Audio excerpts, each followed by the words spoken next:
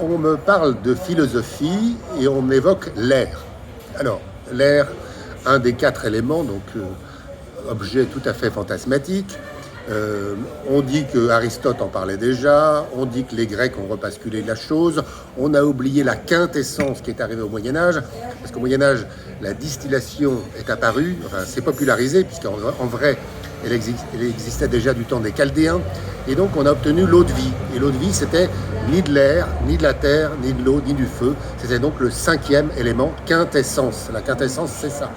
Voilà, et je reviens sur l'air maintenant, on me dit, et ça a été transmis par les chimistes jusqu'à peu près à Stahl, Ernst Stahl, qui était un Allemand avant Lavoisier, et qui avait une théorie idiote qui s'appelait le phlogistique, où les choses auraient eu des masses négatives. Hein.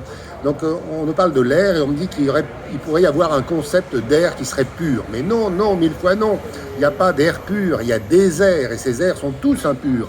C'est-à-dire que si je prends de l'air au ras du sol, et si je le prends à 2000 mètres, ça ne sera pas le même air. Donc l'air n'existe pas déjà. Ensuite, on n'oublie pas les pluies acides. Les pluies acides, ce sont des tas d'impuretés.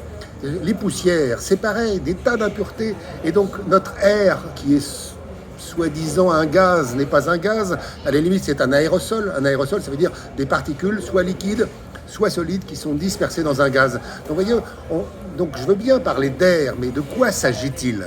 Et là, c'est une phrase tout à fait essentielle que j'invite tous mes jeunes amis à répéter plusieurs fois quand on leur parle pour bien comprendre les choses. De quoi s'agit-il ?